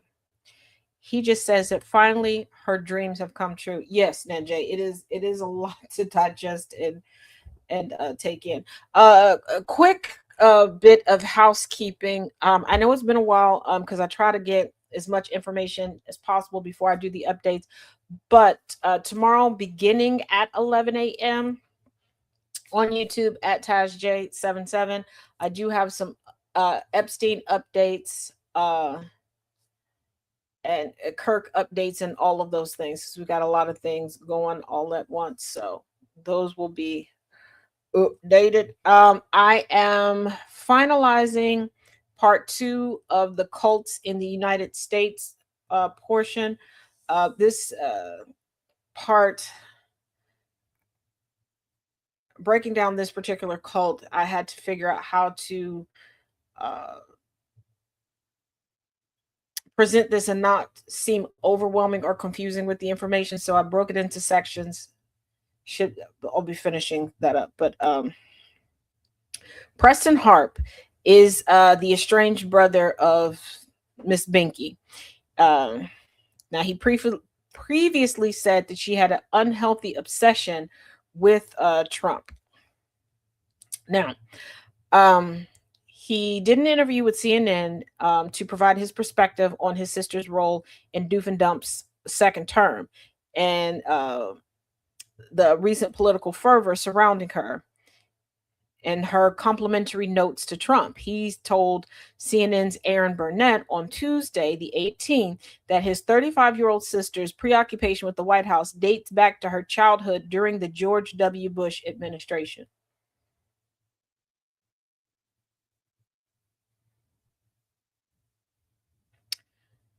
Do y'all now believe me when I tell y'all that there is a groupie for every industry? If you think I'm joking, there is a cashier right now that got somebody swooning over them that has a 1-person or a 5-person fan club going on. I've seen groupies for funeral directors. I've seen groupies for mechanics, baby. Every industry got a group, got groupies. Okay? If you've been in the Sound of Coffee, I'd say since she was like 16, she's had an obsession with, gosh, how do I explain this? Preston said on Out Front, she's written letters to other presidents. Let me put it that way. And so her dream came true finally. She up there like, finally, it has happened to me right in front of my face. It's not funny, but it's funny. I'm laughing because this is getting more and more uncomfortable.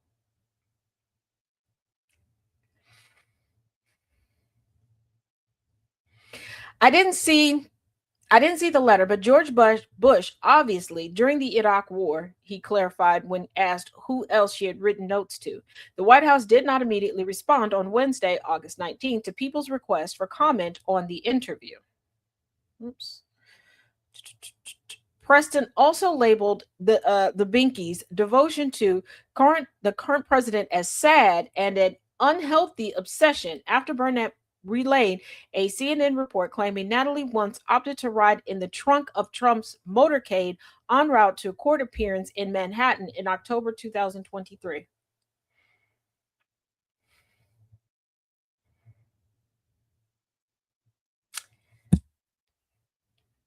I got a story that will tie this all up for y'all, but we're going to finish this. There weren't enough seats in the cars headed to the courthouse, so Natalie reportedly settled for the trunk after a shouting match in the lobby of Trump Tower, according to CNN, whose reporters said they obtained a photo of the incident.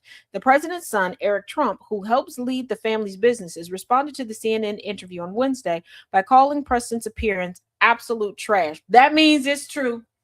That means it's true, and they knew about it. See, some people think that having a stalker is cute. Some people think that having someone super obsessed with them is a badge of honor. Baby, no. Absolute no. Now, there's a difference between you don't want to live without me, and I can't live without you. Baby, you about to find out how well you can. Let me explain, okay? Because she's a runner, she's a track star. Yeah, I will turn into a magician, okay? Poof, I'm gone, baby. I'm gone. The flash. No, don't play with it. Don't play with it. Don't play with it. Talk about Disturbia. Natalie is an incredible young woman, a cancer survivor, a genuinely good. Why do you put that in? As someone who's had cancer all throughout their family, who has a good friend that's battling cancer right now. I mean no disrespect in this, but let me explain something to you.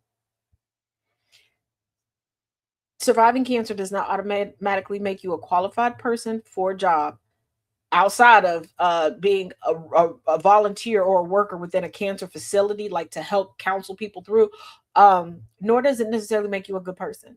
There are plenty of horrific people who have survived cancer. There are some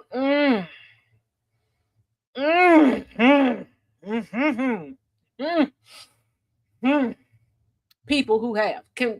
Why do we point that out? Why do we take the most tragic thing about somebody and keep assigning it to everything about them? A genuinely good person and arguably one of the hardest working people in the White House, Eric wrote on X, she's deeply committed to my father, to her job, and to this country. From the looks at it, she's got all the family genetics. Whose family's genetics? Because that's weird to say about an employee, but okay. First of all, y'all don't want to be around your father, okay? You want somebody else to come in and take care of him because you want no obligation to him, number one. Number two, what is her job? Like, if my job was to carry around diapers and just write cutesy little notes on post-its for somebody, I could do that. I carry an array of post-its with me at any given time. Okay, I got a book of post-its right here. Okay, so and stack of like, come on now.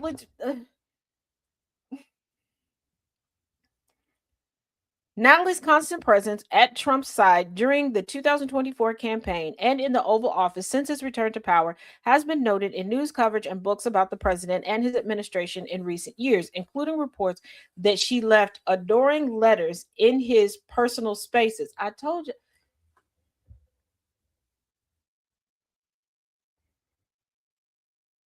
And before somebody goes, well, yeah, I know she gonna say something about that woman being in a personal space. That's only a woman thing. A bullshit. I don't care if you're non-binary. I don't care if you're male. There's no way you're gonna be cool with somebody leaving cutesy notes. Personal spaces means in your living quarters where your employees shouldn't be. You can't tell me if you woke up. First of all, I think you would be disturbed if somebody was doing that to you. I want you to think about it. You wake up, okay? You get your towel, your bath robe, whatever you take it to the bathroom with you, okay? And you go to the bathroom, and on your mirror is a note about, I just can't live without you. You're the best, XOXO. Quote from one of the notes, allegedly. How you feeling about that? How you feel about that? Mm-hmm. But her role garnered more scrutiny this week after Georgia Senator Jon Ossoff, a Democrat running for re-election this fall and a potential 2028 presidential contender, mentioned her during a campaign rally on Sunday, August 16th. He doesn't want to do the job, Ossoff said of Trump on Sunday. He wants to build his ballroom and travel with Natalie on their apparently defenseless flying palace gifted by the Emir of Qatar. He's not wrong. He's wrong. The White House has responded aggressively, which means what he said was true, lobbying insults and pushing back strongly on both Ossoff and a CNN reporter who asked Trump directly about the Georgia senator's comments. Senior White House officials have consistently and publicly defended Natalie as a valuable and hardworking member of the team. She's the real FLOTUS. She's the real FLOTUS. And let me, like I told you, I have a story that will help you put this in perspective. When I was a young warthog. Okay, I'm just kidding. But when I was younger, I took a job and I was working. There was a mother-daughter duo there, and it was interesting. Like this mother-daughter duo wanted to kind of attach themselves to me because my mom worked at this company as well. And I remember the daughter sitting talking to me, and all of the alarm bells started going off in my body as she's talking about her boyfriend and the father of her 5 children. And before you go, well, of course, black girls, baby, she wasn't black. Check your biases. But the way she was talking to me, it was not as if she thought this was cute or a badge of honor. It was as if she felt trapped. And I'm sitting there trying to have listening to her, and trying to think, who can I go to help her? Because at the age that I was, I had no idea how to help her. I knew she needed help, just didn't know how to do it. And she's talking about how overbearing and abusive, that these aren't the words that she's using, and I'm just stunned. I'm just sitting there for a minute. She gets up to go do something. I don't recall what she did, but her mother was like, yeah, I wish I had somebody that loved me like that. And then it clicked. It clicked while this young woman was talking to me. It clicked how she got herself in this situation.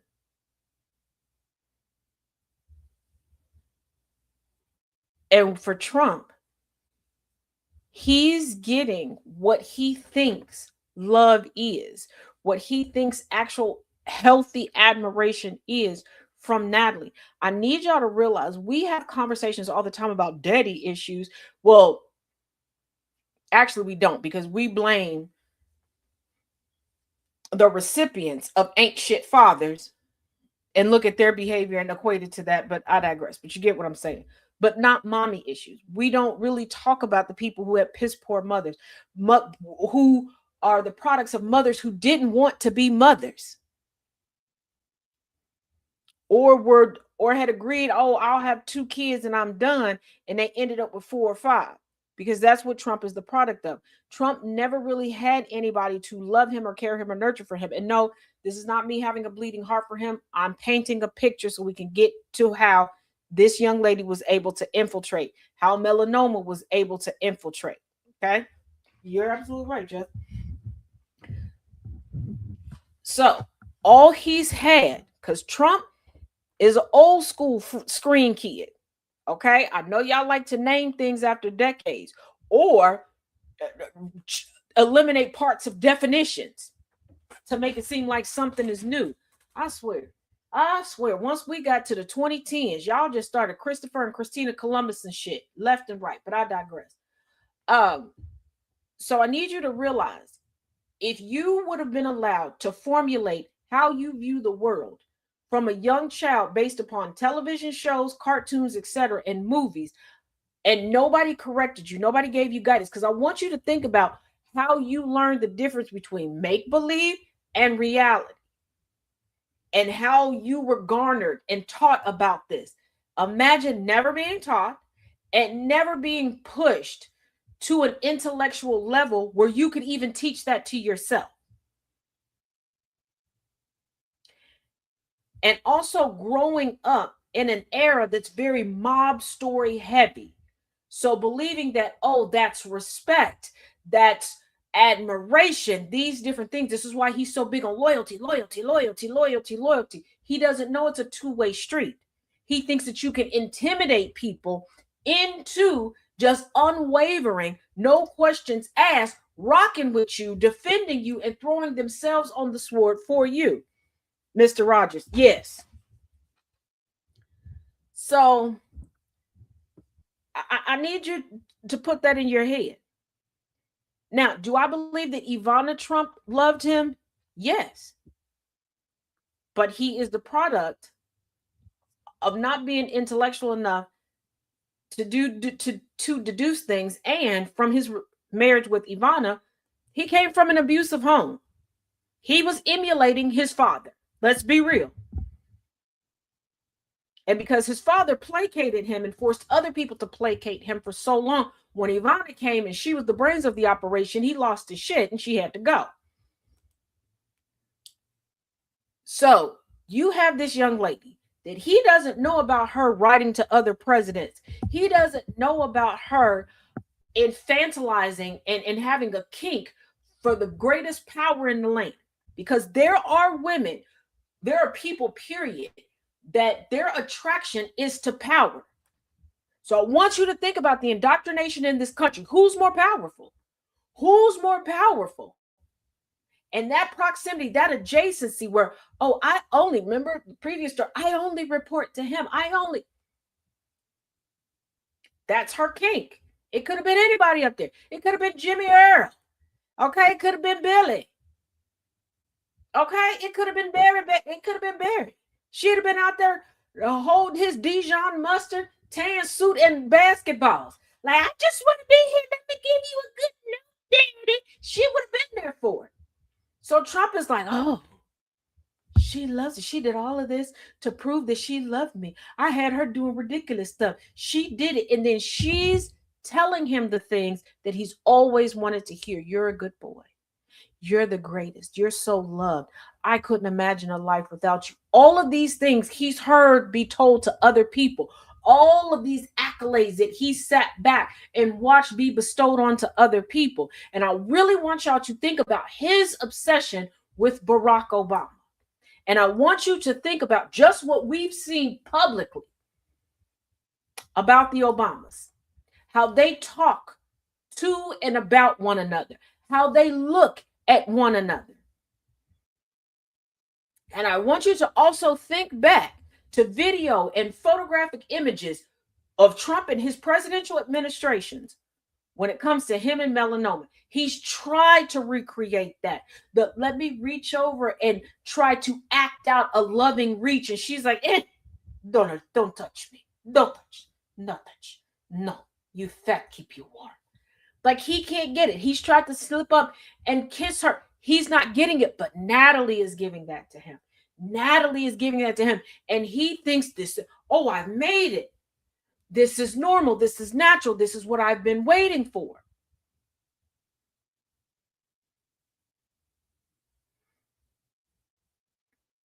But also, here's the thing. When Natalie realizes melanoma ain't going nowhere, and melanoma don't get, and here's the thing, melanoma is not jealous. I think the only thing that would cause Natalie to up the ante, like we would know more about her and she would be more public facing, and because she would get in his ear like, oh, I'll do this event with you. Just get me a pretty dress, is because it's not getting a reaction out of melanoma.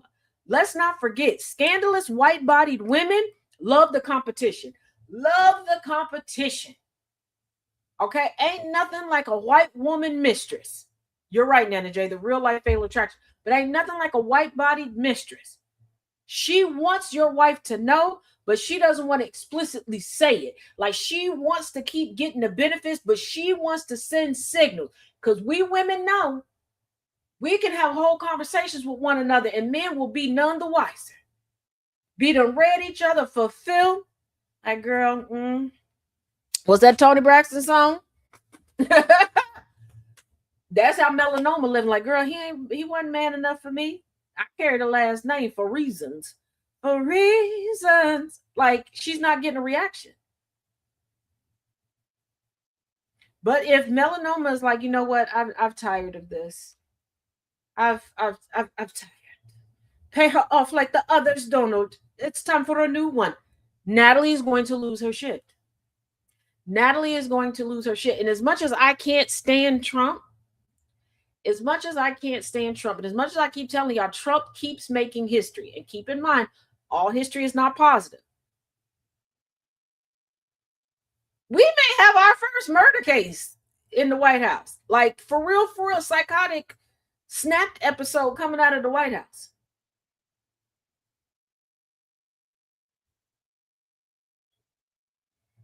Because I promise you, this woman's end goal was not to just be an employee. It was not just to be an employee. Not at all.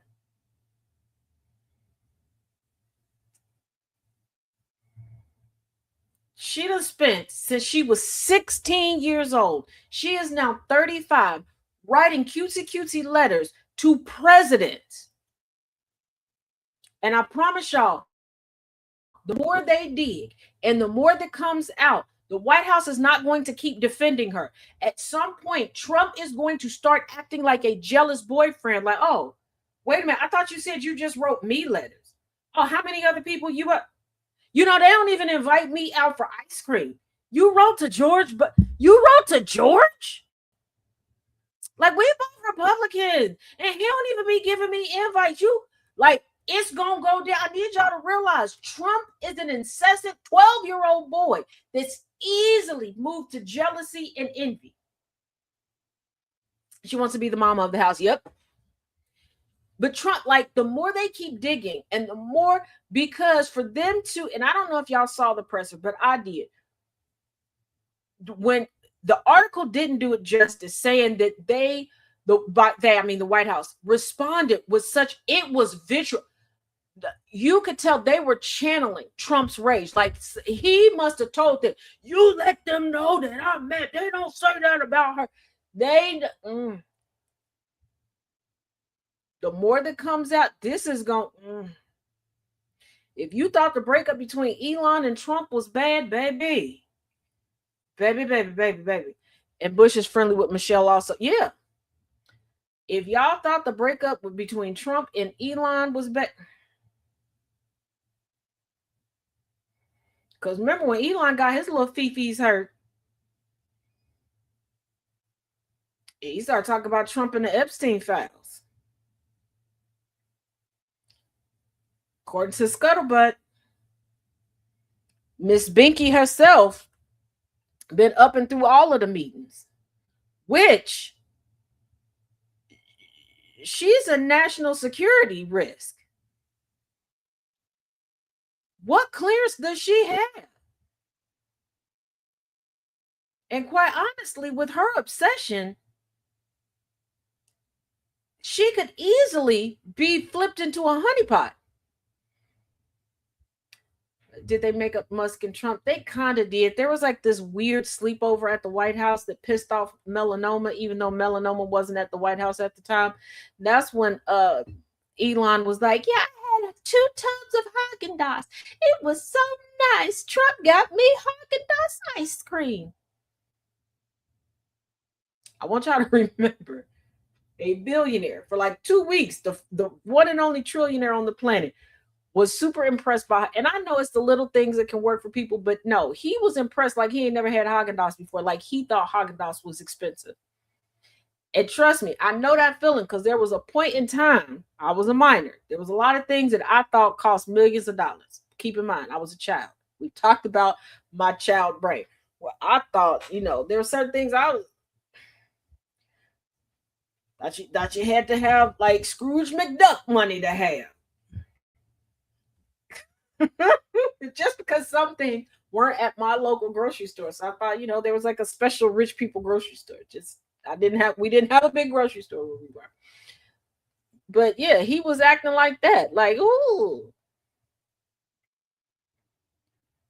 Like there was a woman once that claimed she didn't like shrimp. It wasn't that she didn't like shrimp. She had never had shrimp until I made a shrimp cheese ball and she had some.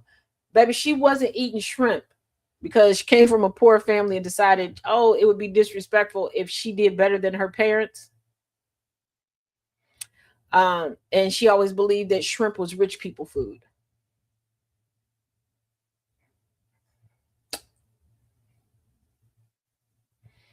And I want you to remember, Trump did not grow up rich, okay, because his family didn't really establish any wealth until he was older.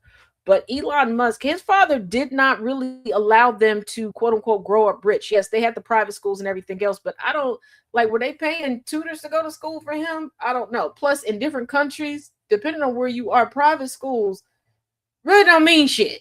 Like, I'm going to be real. Like, there's some parts of the United States, a private school don't mean shit. You will be paying a whole lot for some dummies. Okay, the curriculum is worse than in some public schools, but I digress. But they weren't really afforded a lot of luxuries because you got to think, wealthy people are afraid of being poor. And their idea of poor is way different than ours. So they nickel and dime a lot of times way more than the rest of us. Why do you think to invoke envy buying, capitalists will gift these people stuff? When you're wondering like, well, that's a billionaire. Why are they giving them free jewelry to wear? Why are they giving them a free dress? Yeah. Especially old money. Old money will take forever to purchase necessities, to repair something. Baby, they holding on to that dollar for as long as they can. They out here like, I need a dollar don't bother me. Yeah. No.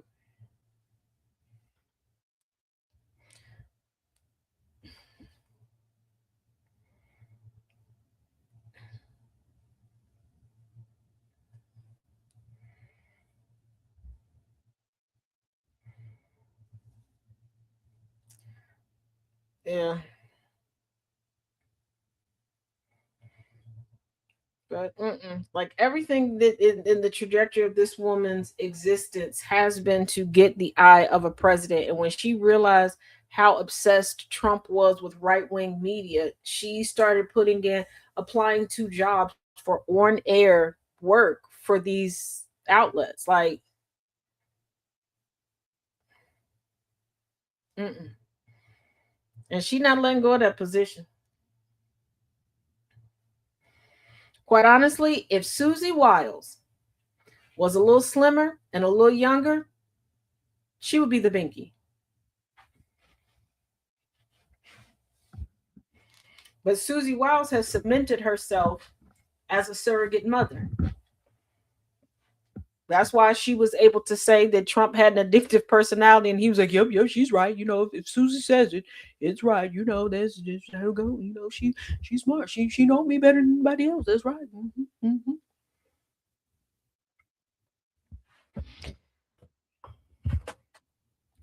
But yeah,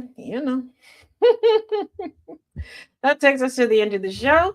As always, if you like what we do here, and you have a small business or you would just like to see your place of employment, or I'm sorry, hear them advertise on GCPR radio, go to gcpr.live and click advertise with us, and we can get your ad on the air in rotation tonight.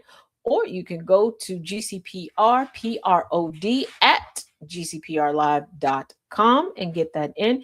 If you would like any of the great merch that I personally have available, you can go to tazisms.com.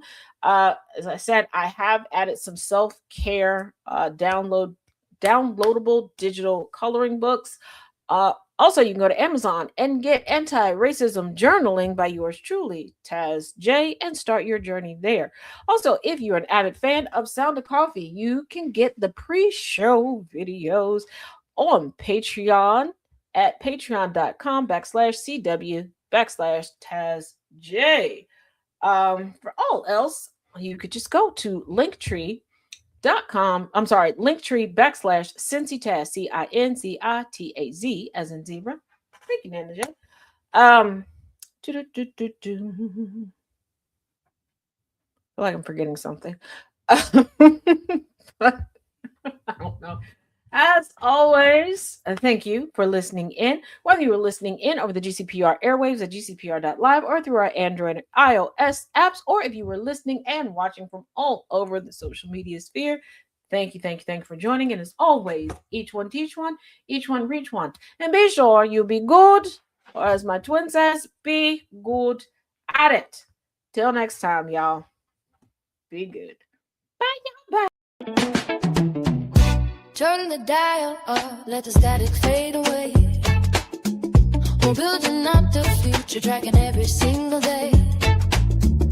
Start the morning right, let the rhythm start to breathe.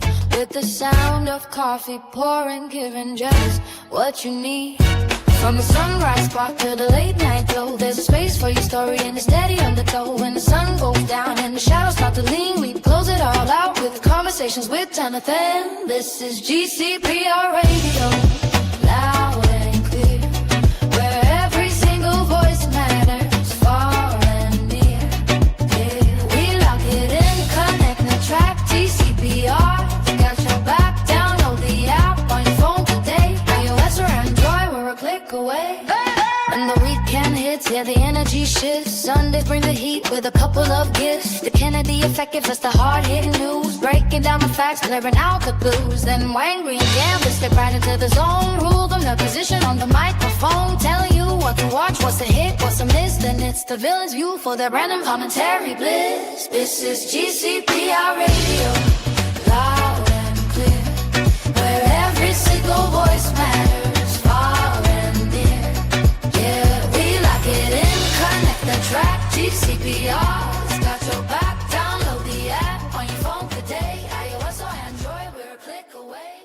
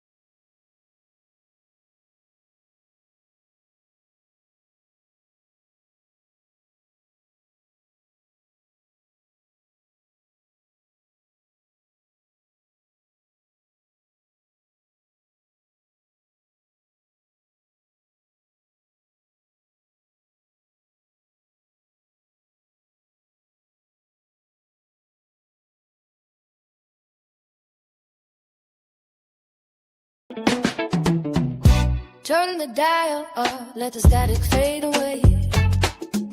We're building up the future, tracking every single day. Start the morning right, let the rhythm start to breathe. With the sound of coffee pouring, giving just what you need.